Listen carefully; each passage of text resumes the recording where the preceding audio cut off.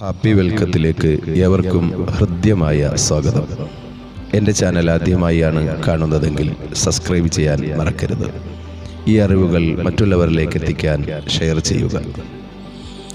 നമ്മുടെ എല്ലാം ജീവിതത്തിൽ പല പ്രായത്തിലും പല സാഹചര്യങ്ങളിലും നമ്മോട് കൂട്ടുകൂടാൻ ധാരാളം സുഹൃത്തുക്കൾ ഉണ്ടായിട്ടുണ്ട്.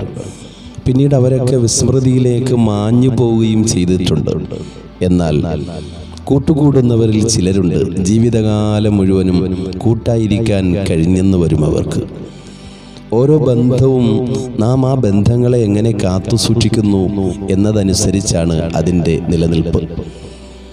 ലാഭനഷ്ടങ്ങളുടെ കണക്കെടുപ്പിലൂടെയാണ് ഓരോ ബന്ധങ്ങളുടെയും യാത്ര തുടരുന്നതെങ്കിൽ ആ യാത്രയ്ക്ക് എന്തർത്ഥമാണ് ഉണ്ടാവുക? ബന്ധങ്ങളാകുന്ന ചങ്ങലക്കണ്ണികളെ മുറിയാതെ കാത്തു സൂക്ഷിക്കേണ്ടത് ഏതെങ്കിലും ഒരാളുടെ ധാർമ്മികതയാണ് എന്ന് ചിന്തിക്കുന്നത് തന്നെ മൗഢ്യമാണ്.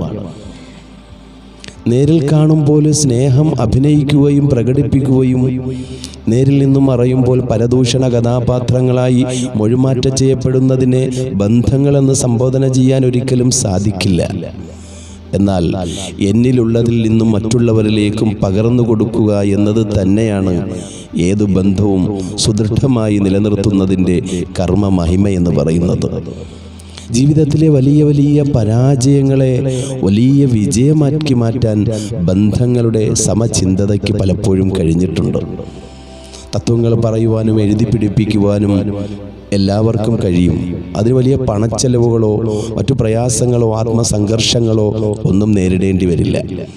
പക്ഷേ ആ തത്വങ്ങളുടെ അക്ഷരവാക്കുകൾ സമൂഹത്തിൽ ഒരു മാറ്റവും കൊണ്ടുവരാൻ സാധിക്കില്ല. മറിച്ച് തത്വങ്ങൾ നല്ല ചിന്തകളായി കർമ്മങ്ങളായി വരുമ്പോഴാണ് അതിന് ഫലം കാണുക. സൂര്യൻ്റെ ചൂട് ഒരു ബിന്ദുവിലേക്ക് കേന്ദ്രീകരിച്ചുകൊണ്ട് തീവ്രമാകുമ്പോൾ അഥവാ ഒരു ലെൻസ് ഉപയോഗിച്ചുകൊണ്ട് അഗ്നിജ്വാല സൃഷ്ടിക്കുവാൻ കഴിയും. അതുപോലെ നമ്മുടെ ഹൃദയവും ചിന്തയും ലക്ഷ്യത്തിൽ ഉറപ്പിക്കണം. നമ്മുടെ ആഗ്രഹങ്ങൾക്ക് തീവ്രത വർദ്ധിപ്പിക്കണം. ഇതിനിടയിൽ പലപ്പോഴും പ്രതിസന്ധികൾ കടന്നു വരാം. അപ്പോഴൊക്കെ ആത്മവിശ്വാസത്തോടെ അലസതകൾ വെടിഞ്ഞ് മുന്നേറാൻ സാധിച്ചാൽ ജീവിതം വിജയിക്കുക തന്നെ ചെയ്യും.